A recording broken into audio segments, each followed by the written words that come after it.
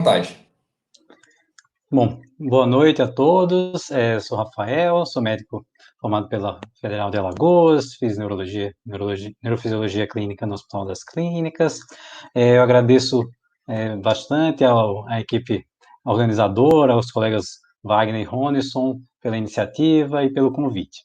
Bom, o que nos coube falar hoje foi um pouco sobre os erros comuns na epilepsia mioclônica juvenil, né? Então, um breve roteiro, mas vou tentar fazer a aula da forma mais clara possível.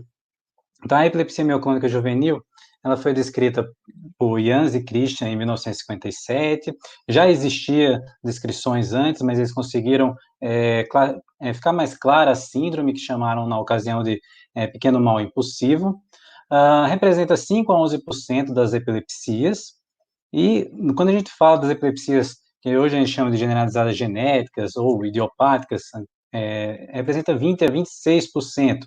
Então, esse grupo das epilepsias generalizadas genéticas, ele inclui a epilepsia de ausência da infância, a epilepsia de ausência juvenil, a própria epilepsia mioclônica juvenil e a epilepsia com crises tônico-clônicas isoladas. São síndromes que têm relação com a idade, que estão associadas a crises generalizadas, né, geralmente uma história familiar presente, com uma predisposição a crise de acordo com privação de sono, com ingesta de álcool, com estresse, com diversos outros fatores.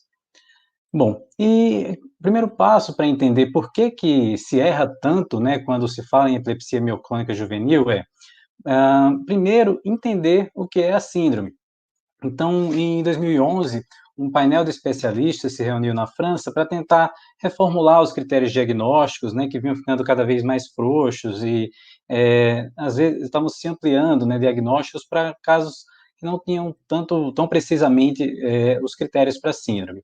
Então, foram feitos o critério classe 1, que é um critério mais restrito, com mais requisitos, mais precisos para o diagnóstico. Então, esse critério ele incluía crises mioclônicas sem perda de consciência ocorrendo necessariamente ao despertar, um eletroencefalograma com atividade de base normal, complexos de multiespícula ou poliespícula, onda de grande amplitude e necessariamente associado a crises mioclônicas, uma inteligência normal e início entre 10 e 25 anos de idade.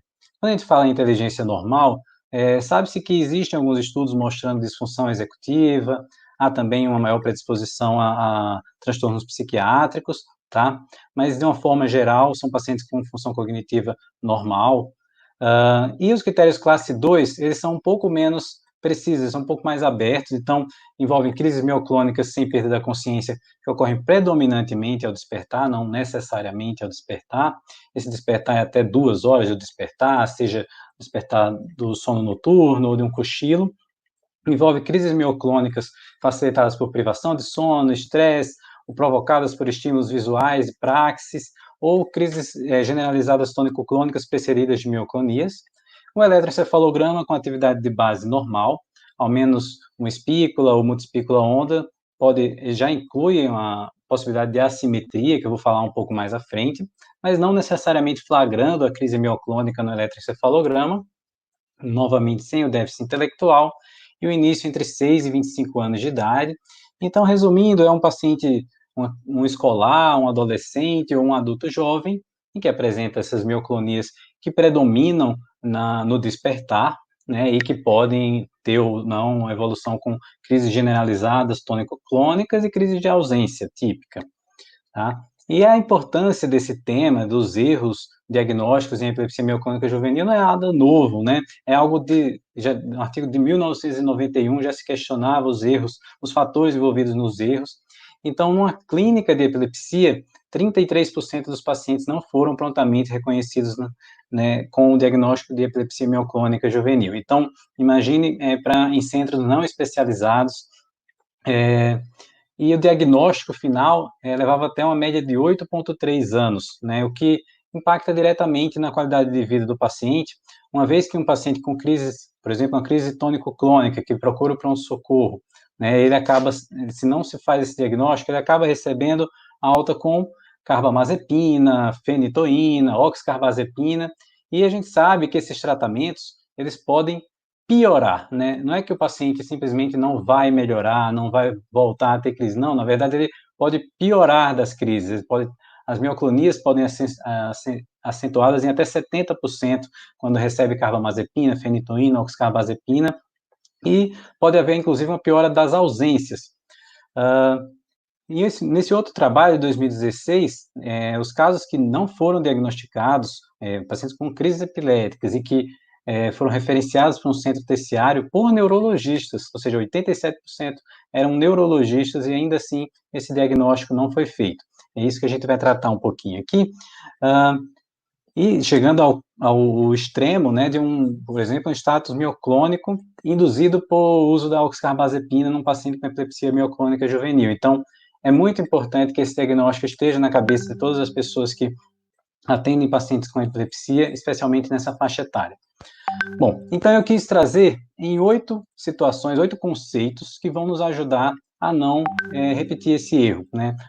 Provavelmente, boa parte dos que estão nos assistindo ou já cometeram esse engano ou podem vir a cometer, então vamos ficar atentos para minimizar essa possibilidade. Então, o primeiro passo e o mais importante é interrogue crises mioclônicas ativamente. Então, vocês vão ver o que é uma mioclonia, né? Então, um abalo rápido, geralmente simétrico e envolvendo os membros superiores, né? E que acontece de forma arrítmica e pode ou não ser assimétrico. Bom, a gente tem que lembrar também que na epilepsia mioclônica juvenil, aproximadamente entre 20% e 40% vão ter também a fotossensibilidade.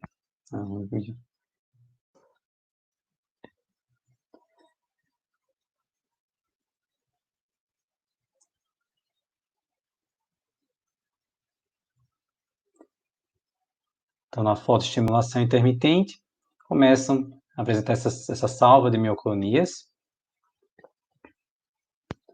Bom, por que isso é importante? Cerca de 70% dos pacientes com erro diagnóstico não foram questionados sobre crises mioclônicas, né? Quando a gente fala em questionar, o paciente, quando ele chega no pronto-socorro, procura o serviço de saúde, geralmente com um relato de que teve uma crise tônico-clônica, né? Uma crise generalizada tônico-clônica. Nesse momento, ele chega no pronto-socorro, por exemplo, como uma primeira crise epilética. Uma primeira crise, por exemplo, não provocada. Nessa situação, a gente ainda não pode fechar o diagnóstico de epilepsia, né? De acordo com a investigação, se a investigação foi normal, se ele não tem história de um estudo neurológico prévio, se a crise não ocorreu em sono. Mas se você conversa com esse paciente, questiona ativamente, ele refere que já teve crises, eventos sugestivos de crise mioclônica, a crise que o trouxe ao pronto-socorro deixa de ser a primeira crise da vida dele, ou seja, ele já teve crises mioclônicas no passado, então ele passa a ter uma maior chance de recorrência, né? Ele pode fechar um diagnóstico sindrômico, né, e pensar numa epilepsia mioclônica juvenil e já iniciar o tratamento.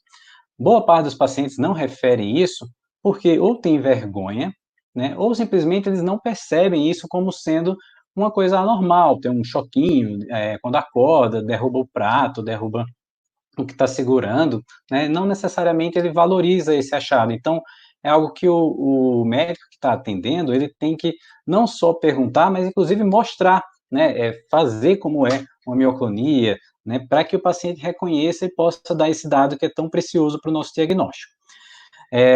Num estudo de revisão de prontuários, dos pacientes que tiveram o primeiro contato no pronto-socorro, no ambulatório de epilepsia, por crises generalizadas tônico-clônicas, 18% já tinham mioclonias antes, dos casos com epilepsia mioclônica juvenil, e 4,7% também já tinham ausências, né? Então, se tivesse sido adequadamente questionado, esses pacientes já teriam recebido o diagnóstico no primeiro momento. Bom, o conceito número 2, as crises mioclônicas, elas podem ser unilaterais ou assimétricas, tá? Isso é um conceito também muito importante. Então, vamos ver esse segundo caso, esse outro vídeo. Então, tem um abalo só no membro superior direito. E o segundo evento é bilateral, mas predomina à direita. Eu vou mostrar novamente.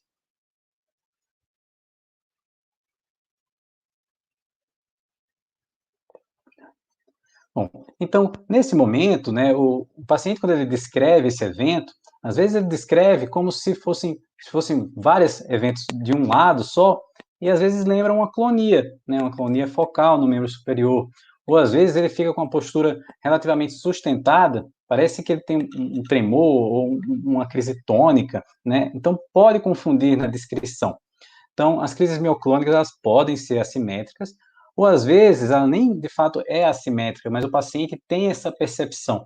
Por que que ele tem essa percepção? Geralmente, a crise mioclônica, o paciente passa a valorizar no momento em que ele deixa cair um objeto, ele está tomando um café e ele joga a xícara lá longe. Então, ele nem percebe que o outro lado, digamos, se ele é destro, o lado esquerdo teve um abalo também. Ele se preocupa com o lado direito. Então, quando unilaterais, elas são mais comuns à direita, especialmente nos destros. Então, o fato de ser assimétrico não deve você excluir que você esteja tratando de uma epilepsia generalizada. E 66% dos pacientes que relataram crises assimétricas não foram diagnosticados na primeira avaliação. Então, é um dado que, para quem está atendendo, né, às vezes faz a pessoa pensar na epilepsia focal, né, quando não necessariamente é isso. Bom, o conceito número 3 que eu quis trazer é: crises de ausência típica podem estar presentes na epilepsia mioclônica juvenil. Então, a epilepsia mioclônica, inclusive, pode evoluir de uma epilepsia de ausência da infância, né? O paciente que já teve uma epilepsia de ausência na infância, né, ele acaba, à medida que ele vai ficando mais velho, ele começa a desenvolver mioclonias e, eventualmente, a crise tônico-clônica. Isso pode acontecer. Então, geralmente, o paciente que tem epilepsia mioclônica juvenil e que tem crises de ausência, as crises de ausência vêm primeiro. Então, são os primeiros episódios, tá? 26%, né, dos pacientes tiveram um erro no diagnóstico porque eles tinham crise de ausência. Mas por quê? Né, a crise de ausência, a gente tem que lembrar que, às vezes, o paciente pode ter um piscamento, pode ter um movimento oral, né? Então, às vezes, ela se confunde com as crises de início focal desperceptivas, o que antes a gente chamava de crises espaciais complexas. Então, isso é um fator que confunde o médico que está atendendo, e que a gente tem que ficar atento. Lembrar que as crises de ausência costumam ser mais curtas, né, do que as crises focais de início focal, desperceptivas.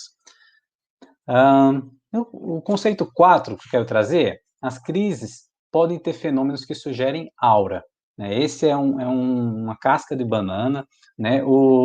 A aura, a gente sabe, é um fenômeno sensitivo, um fenômeno subjetivo, né, que normalmente está associado às crises focais, né, seja uma manifestação visual, uma sensação epigástrica, uma alucinação, um fenômeno olfativo, tá? Mas não se sabe exatamente o motivo por que isso acontece, mas há vários relatos nesse estudo com 13% dos pacientes referindo sintomas que parecem crises focais precedendo as suas crises, né? Mas que a percepção do examinador é que eles são mais frustros, né? Não é como um paciente que tem de fato uma epilepsia focal costuma descrever os seus sintomas. Esse outro estudo, de 2015, eles fizeram um inventário, né, com um questionário padronizado de todos os sintomas de epilepsia, de crise focal, e quando mostraram esse questionário para pacientes com epilepsia mioclônica juvenil, 60% descrevem algum fenômeno que faz você lembrar de uma epilepsia focal, né, interpretado como uma afasia, alucinação visual, um déjà vu, né? Então, a gente tem que interpretar com cuidado, né? Então, às vezes, se fica na dúvida, o eletroencefalograma pode ajudar, em alguns casos até o videoeletroencefalograma pode ajudar. Bom, e o outro conceito que quero trazer é: o eletroencefalograma pode ser normal. Então, quando você lê no livro, né, paciente com epilepsia mioclônica juvenil, o que é que eu vou encontrar no eletroencefalograma dele? A gente vai ver uma atividade de base normal, vai ter paroxismos de espícula, multiespícula, complexo de espícula-onda a 3,5, 6 Hz. Então, generalizados, né? Mas, às vezes, esse paciente faz um eletroencefalograma e o eletro é normal. E isso é um fator que atrapalha muito as pessoas que lidam com esse paciente e pode levar a uma perda do momento do diagnóstico. Então, 36% dos pacientes em que o diagnóstico foi atrasado era porque o eletroencefalograma era normal. Então, esses pacientes, quando vão fazer exames, até 40% não flagram anormalidades, tá? Então, esse estudo da Escola Paulista mostra que, sem privação de sono, aproximadamente 29,7% da amostra foram normais. Mas quando o eletroencefalo é refeito com privação de sono, no mesmo paciente, 2 dias depois, o percentual de exame normal cai para 13,5%, ou seja, a privação de sono antes do exame, ela aumenta e muito a nossa sensibilidade de flagrar uma anormalidade que pode resolver o diagnóstico desse paciente. Um estudo também de revisão de prontuário mostrou que, ao longo, né, do curso da história desse paciente, apenas 6,3 são persistentemente normais, os eletroencefalogramas persistem normais. Ou seja, a repetição, né? O primeiro exame veio normal, repete com privação de sono, tenta fazer um exame mais prolongado, né? Um outro fator muito importante que esse exame esteja com ativações, que faça hiperpneia, que faça provas de fotoestimulação intermitente, né? Então, esse é um exame que até então era normal, e durante a fotoestimulação intermitente que a gente observa o paciente com uma resposta fotoparoxística, né? E ajuda muito no diagnóstico de epilepsia fotossensível. Se você tiver mais dados clínicos, reforça o diagnóstico de epilepsia mioclônica juvenil. O sexto conceito que eu quero trazer é: o eletroencefalograma pode parecer focal ou assimétrico. Então, não dá para simplesmente ler o eletroencefalograma, tem um paroxismo focal, então é uma epilepsia focal. Não, a gente tem que trazer à luz da nossa clínica, né? Por exemplo, aqui a gente vê o clássico complexo de multispícula onda, tá? E logo ao lado, a gente tem uma espícula de projeção na região frontal esquerda, né, que se um eletroencefalografista vê só ela no exame, ele vai laudar como um paroxismo focal, né, e não necessariamente isso representa uma epilepsia focal. É bem descrito, está inclusive nos critérios, que a epilepsia mioclônica juvenil pode ter, sim, esses paroxismos mais focais, né, e esse paroxismo, a questão é, ao longo do exame, ele não necessariamente fica tão consistente, ele aparece na região frontal esquerda, mais para frente a gente vê no hemisfério direito, às vezes a gente vê mais generalizado, mas predominando à direita, tá? Então, ajuda também, na verdade, tem uma parte que é do médico que vai laudar o eletroencefalograma. Então, a gente vê isso, a gente tem que dar uma pista para o colega que está acompanhando, né? Olha, parece ser uma epilepsia mioclônica juvenil. Tem essa espícula focal, mas isso pode estar dentro do contexto, isso não afasta o seu diagnóstico, tá? Então, é algo a gente tem que ter informações dadas pelo médico do paciente, tem que tentar dar esse retorno. Bom, então, 70% até tiveram características focais no eletroencefalograma. Essas características são mais comuns durante a vigília. A gente sabe que durante o sono, durante a sonolência, os paroxismos tendem a ter uma difusão mais ampla, e quando eles acontecem, eles predominam nas regiões frontais e temporais. 53% dos pacientes tiveram paroxismos focais, foram diagnosticados com epilepsia focal, mesmo quando o diagnóstico deles era uma epilepsia mioclônica juvenil. Então, tem que trazer esse dado do eletroencefalograma à luz do meu paciente. Ele tem uma mioclonia, né, ele é um jovem, né, tem uma fotossensibilidade, né, e não interpretar cegamente. Bom, e a característica é que normalmente esses paroxismos eles não são sustentados, eles coexistem com achados generalizados e quando se observa a resposta às medicações, eles respondem tão bem quanto os pacientes com epilepsia mioclônica juvenil sem paroxismos focais, que só tem paroxismos generalizados. Bom, o conceito número 7 é que, assim, a epilepsia mioclônica juvenil pode ser fármaco-resistente. A gente sabe que é uma síndrome classicamente de boa resposta terapêutica. Descreve que o ácido valproico faz com que o paciente fique sem crise em até 85% dos casos, né? Então, 15 a 30% chegam a ser fármaco-resistentes. Alguns estudos com segmento mais longo, né, 44 anos até do grupo do Dr. Jans, 40,9 ainda apresentavam crises. Esses são os pacientes que ficam 5 anos, às vezes, sem ter uma crise, mas depois tem um escape, tem uma mioclonia, né, deixa de tomar uma medicação naquele dia e tem um escape, tá?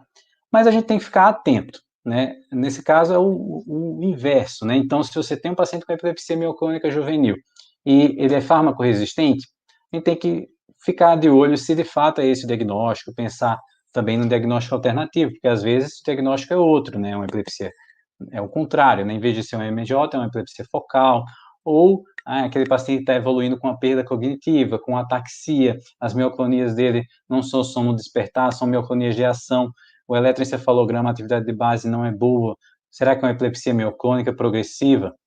Né, sendo que algumas delas a gente tem tratamento que pode mudar o curso, então é importante a gente ficar atento ao diagnóstico também. Bom, e na dúvida, né, eu queria passar essa mensagem aqui. Se você tem um paciente que é um adolescente, um adulto jovem, né, e você não consegue excluir que esse paciente tenha uma epilepsia generalizada, né, por que não, como a Gabi falou, né, medicações que têm amplo espectro, tem medicações que vão funcionar se tiver uma epilepsia focal, uma epilepsia generalizada. Então, por que não priorizar, tentar dar um ácido valproico, né, se for uma mulher, ficar atento pela teratogenicidade, mas tentar um leve tiracetam, um topiramato, né, então, medicações que possam atuar, uma lamotrigina, né, em uma ampla gama de crise, de síndromes epiléticas, né, sem a gente arriscar dar uma carbamazepina e esse paciente bater no pronto-socorro por uma piora das crises dele. Outra coisa esses pacientes, eles são poucos os que ficam sem crise a longo prazo. Então, a gente não tem que ter pressa, né? Tem muitos colegas que têm o conceito de, ficou 2 anos sem crise, vamos tentar tirar a medicação. Não é o caso do paciente com epilepsia mioclônica juvenil, né? Quem acompanha mais paciente com epilepsia morre de medo de tirar medicação de um paciente com epilepsia mioclônica juvenil, né? Não a gente tenta não tirar. A ideia é manter esse paciente, está 10 anos sem crise. A não ser que ele queira muito, né, que ele tenha, realmente para mim é muito importante tentar tirar essa medicação. E aí ele está 5 anos sem crise, o eletroencefalograma é normal, né? Aí você pode discutir os riscos com ele, mas a gente tende a manter essa paciente, é um paciente que tende a manter com a medicação por um longo prazo, né? Provavelmente para a vida toda.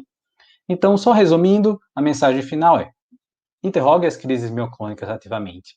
Elas podem ser assimétricas, as crises de ausência típica podem estar presentes, as crises podem ter fenômenos que sugerem aura, o EEG pode ser normal, o EEG pode parecer focal, ela pode ser fármaco resistente, mas na dúvida, considere um fármaco de amplo espectro, né? A gente tem essa possibilidade terapêutica. Então, por que vai dar uma carbamazepina? Por que vai dar fenitoína quando você não tem certeza se ele não tem uma epilepsia mioclônica juvenil, tá?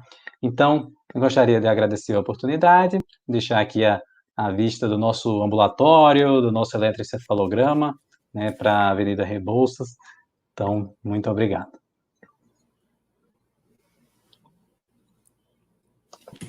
Valeu, Rafael. Muito bom. Extremamente didático a abordagem.